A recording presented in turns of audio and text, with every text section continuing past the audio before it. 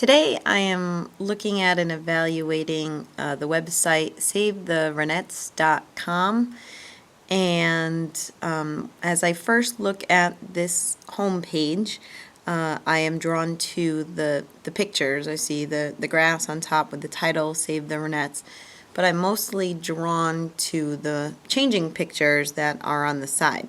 So I'm just going to scroll down here a little bit. Oh, and there is an childish looking icon on the bottom of the Rennett, which is a little bit odd. But over on the right hand side I see what looks like hamsters, and when I read the information for what are they, it says that they are small hamster-like rodents which are intensively factory farmed and slaughtered for the production of cheese. That seems a little bit odd to me. I do read and watch the news often, and I've never heard of this before, and it just seems a little bit unrealistic to me. I also look down below the picture and I see that you can click there to put an end to the cruelty. So I also see that the purpose of the site looks persuasive, and that they want you to kind of petition to try to save this creature. So I'm going to use the ABCs of website evaluation, the strategy that's mentioned on the Teacher's Perspective video segment from Beth Phillips. And the letter A stands for author. So I am going to first look and see at the top of the page if it has any author's names for the article. And I don't see anything here, so then I'm going to scroll down to the bottom to see if I can find either names or something like About Us. And I see here there are links, and one of them is the About Us. I also, in looking down a little bit farther, do see a date and the names Mark and Jamie. I do think it's a little bit odd and curious that it's only their first names.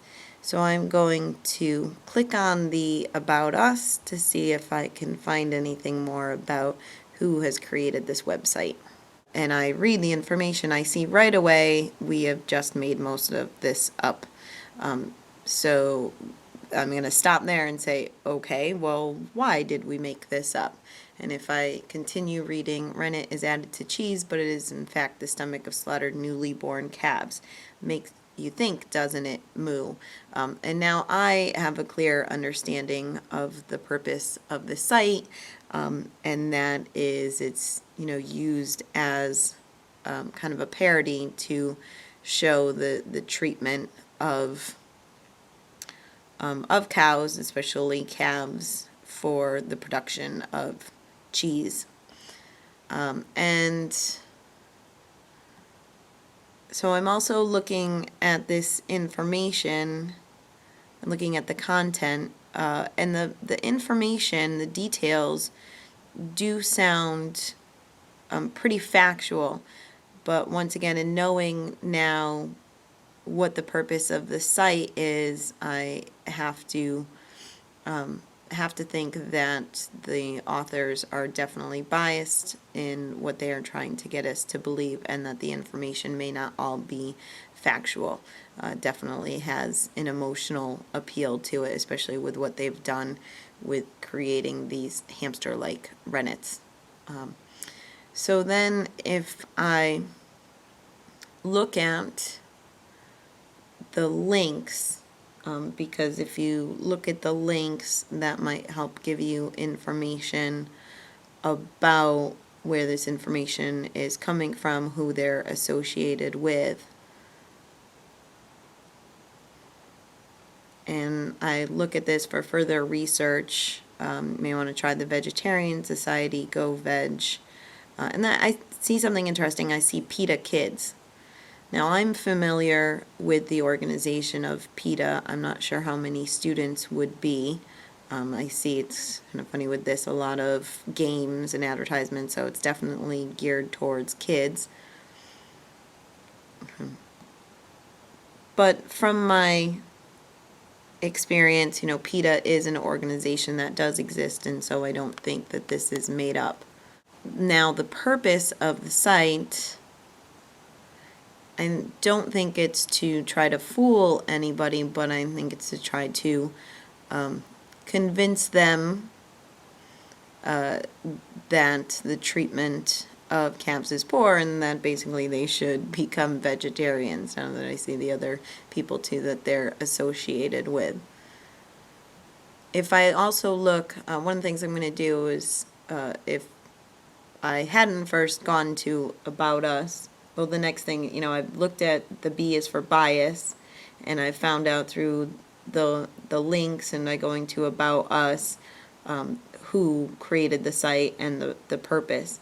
In looking at the content, I also mentioned that some of the information seems very factual. If I click to this about cheese, it gives me how cheese is made, but does mention that rennets are intensively farmed and slaughtered at around 3 months of age. Vegetarian cheeses are manufactured using a non-rennet alternative from either fungal or bacterial sources. Knowing that this is not real information, but they are meant to, really, these animals are meant to be cows, I would definitely want to go and look at other websites from non-biased, objective writers, possibly an educational source, or maybe news, maybe government. I can see if I'm looking at the URL, which is another way to evaluate websites, that it does say .com, which is a company, and that you should be a little bit more skeptical. In reflecting on this experience and evaluating websites, I think it's great using the screencast software, even though I don't really like to listen to my voice too much. But I also think that using Think Aloud strategy can be a really effective tool for helping students with website evaluation.